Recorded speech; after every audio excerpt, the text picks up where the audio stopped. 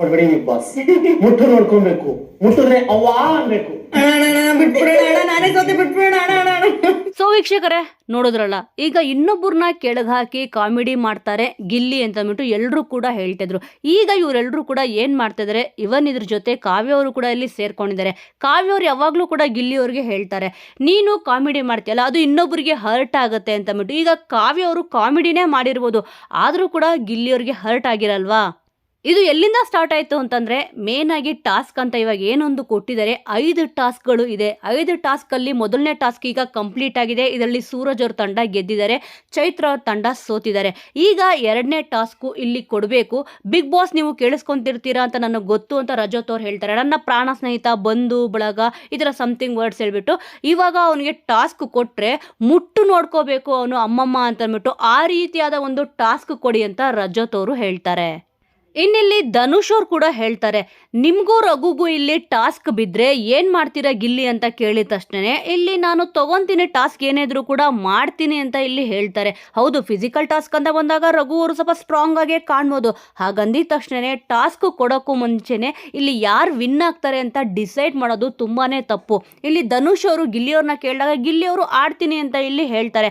ಅದಕ್ಕೆ ಕಾವ್ಯ ಅವರು ಇಲ್ಲಿ ಏನಪ್ಪ ಕಾಮಿಡಿ ಮಾಡ್ತಾರೆ ಅಂತಂದರೆ, ಇಲ್ಲ ಬೇಡ ಬಿಟ್ಬಿಡಿ ಅಣ್ಣ, ನಾನು ಸೋತೋದೆ ಅಂತಂದ್ಬಿಟ್ಟು ಇದು 2ನೇ ಸತಿ ಕಾವ್ಯ ಅವರು ಈ ರೀತಿ ಕಾಮಿಡಿಯಾಗಿ ಹೇಳ್ತಾ ಇರೋದು.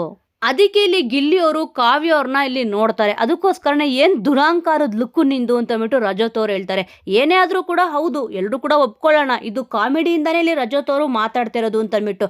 ಕಾವ್ಯ ಅವರು ಕೂಡ ಕಾಮಿಡಿಯಿಂದಾನೇ ಮಾತಾಡಿದ್ದು, ಧನುಷ್ ಅವರು ಕೂಡ ಇಲ್ಲಿ ಕಾಮಿಡಿಯಿಂದಾನೇ ಕೇಳಿದ್ದು. ಇವರೆಲ್ಲರೂ ಕೂಡ ಇಲ್ಲಿ ಮಾತಾಡಿದಾಗ ಇದು ಕಾಮಿಡಿ ಅಂತ ತಗೋಬೇಕು. ಇದೇ ಕಾಮಿಡಿನ ಗಿಲ್ಲಿ ಅವ್ರು ಮಾಡಿದಾಗ ಎಲ್ಲರೂ ಕೂಡ ಯಾಕೆ ಟ್ರಾಜಿಡಿಯಾಗಿ ತಗೊಂತಾರೆ?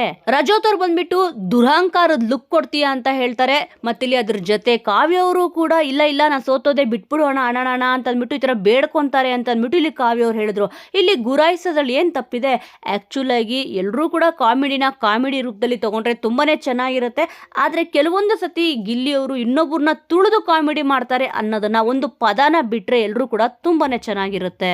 ಸದ್ಯ ಇವಾಗ ಇವರೆಲ್ಲರೂ ಕೂಡ ಇನ್ನೊಬ್ಬರನ್ನ ಕೆಳಗಾಕಿ, ಅಂದರೆ ಗಿಲ್ಲಿಯವ್ರನ್ನ ಕೆಳಗಾಕಿನೇ ತಾನೇ ಕಾಮಿಡಿ ಮಾಡ್ತಿರೋದು. ಇಲ್ಲಿ ಕಾವ್ಯ ಅವ್ರು ಹೇಳಿದ್ದು ಕೂಡ ಗಿಲ್ಲಿನ ಕೆಳಗಡೆ ಹಾಕ್ಬಿಟ್ಟೆ, ಧನುಷ್ ಅವ್ರು ಹೇಳಿದ್ದು ಕೂಡ ಇಲ್ಲಿ ಗಿಲ್ಲಿಯವ್ರನ್ನ ಕೆಳಗಡೆ ಹಾಕ್ಬಿಟ್ಟೆ, ಮತ್ತು ಇಲ್ಲಿ ರಜತ್ ಅವ್ರು ಮಾತಾಡಿದ್ದು ಕೂಡ ಗಿಲ್ಲಿಯವ್ರನ್ನ ಕೆಳಗಡೆ ಹಾಕಿ. ಅದಕ್ಕೆ ಇಲ್ಲಿ ಚೈತ್ರ ಅವರು ಕೂಡ ನಗಾಡ್ಕೊಂಡು ಕೂತಿದ್ದಾರೆ. ಪ್ರತಿಯೊಬ್ಬರು ಕೂಡ ಇಲ್ಲಿ ಹೀಯಾಳಿಸ್ಕೊಂಡೇ ಗಿಲ್ಲಿಯವ್ರನ್ನ ಕಾಮಿಡಿ ಮಾಡ್ತಾ ಇದ್ದಾರೆ. ಅದೇ ಗಿಲ್ಲಿಯವ್ರು ಮಾತ್ರ ಇದನ್ನ ಕಾಮಿಡಿಯಾಗಿ ತಗೊಂತಿದ್ದಾರೆ. ಸೊ ವೀಕ್ಷಕರೇ, ಸದ್ಯ ಈ ಒಂದು ವಿಚಾರ ಇಲ್ಲಿ ನಡೆದಿದೆ. ಅಟ್ ಪ್ರೆಸೆಂಟು ಗೇಮ್ ವಿಚಾರ ಏನಿದೆ, ಇವರು ಗೇಮ್ ಬಗ್ಗೆ ಯೋಚನೆ ಮಾಡ್ತಾ ಇಲ್ಲ. ಅಂದರೆ ಯಾವ ಗೇಮ್ ಕೊಟ್ಟರೆ ಯಾವ ಥರ ಆಡಬೇಕು ಅಂತಂದ್ಬಿಟ್ಟು ಇಲ್ಲಿ ಗಿಲ್ಲಿಯವ್ರಿಗೆ ಮತ್ತು ಇಲ್ಲಿ ರಘು ಅವ್ರಿಗೆ ಗೇಮ್ ಕೊಡಬೇಕು.